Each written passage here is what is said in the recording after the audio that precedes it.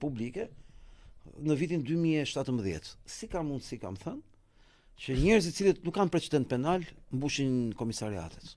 Çdo më thënë njerëz që s'kan precedent penal mbushin komisariatet. Ka një rregull të artë, që është në gjithë botën. Ka shumë rëndësi precedenti penal i personit. Nuk quhet paragjykim.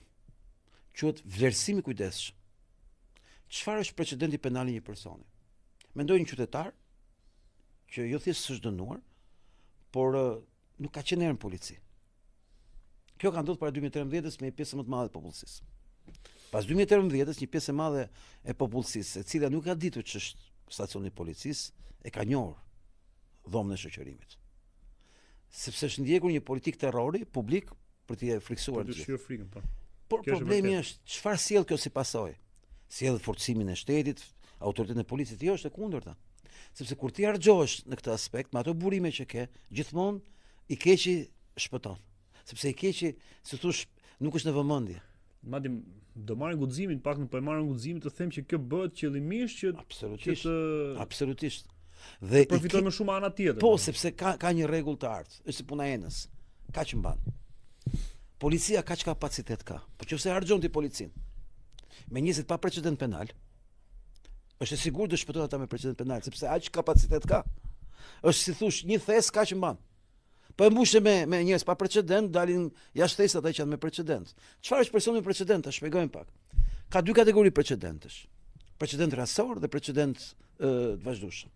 Precedenti rasor që ndikush ndodh në një situatë. Për shembull, mendoj një familjar konfliktohet me një familjar, edhe përfundojnë polici. Këto janë situata të cilat edhe mund të ndodhin. Po, ndodhin rëndom. Po nuk ndodhin sepse janë njerëz cilët janë problematik.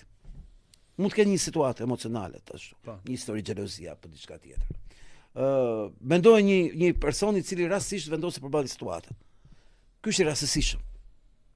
Ndërkohë ka persona në çdo pallat apo më saktë në çdo lagje, në çdo kudo, të cilët si thosh jetojnë nëpërmjet precedentit penal.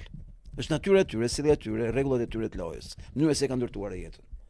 Dhe këta persona përgjithsisht konsiderohen gjithmonë persona, si thosh, që mbajnë në vëmendje.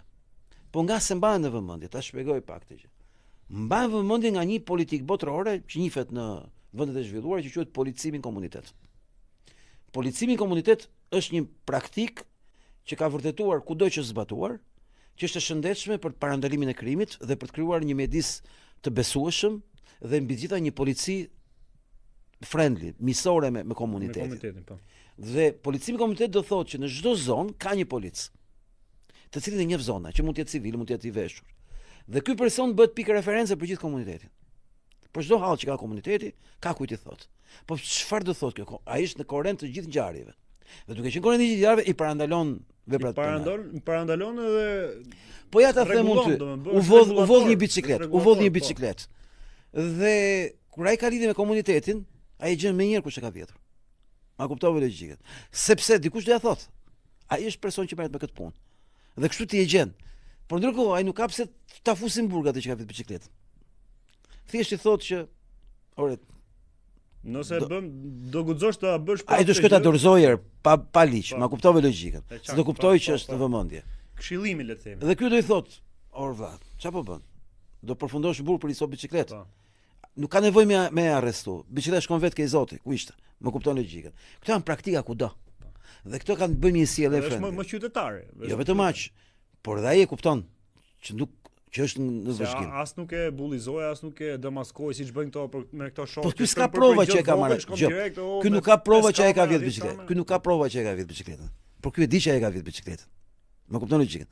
Zgjidhja nuk është merr atë dhe rrife derisa të pranojë që ka vjet biçikletën. Siç e bëjnë këta. Zgjidhja është kjo është figurën e policit dhe jam i sigurt që po të ekzistonte politika komunitet nuk do kishte ndodhur kjo vrasje sot. Se kjo është vrasje, nuk është aksident. Është vrasje. Unë mendoj disa vrasjes ka çdo ditë në rrugët e Shqipërisë. Këtu do në rrugën më të shkurtër, le të themi, ndërqytet. Sot po vija nga Durrës Tiranë, në këtë sot po vija nga Durrësi me visonin pam njërin që desh e bëri kamikaze. Ka vrasjes, kamikaze. Ai doli kështu i erdhi makina dhe u fut si shpëtoi. Tani ku është koncepti që ta shpjegoj pak. Nëse do kishte pas policim komunitet, që ka pas dikur dhe ka qenë trend për ta bërë, janë nuk e di sa miliona euro nga një vend nordik. nuk e di, Norvegjia, Danimarka, se mbaj mend. Dhe koncepti është që policimi komunitet synonte që ta dish problemin para se të ndodhi. Çdo do ta dish problemin para se të ndodhi. Lexova 2 dëshmi mbi rastin fjalë. Ky person njihet si person problematik me makinën dhe me alkoolin.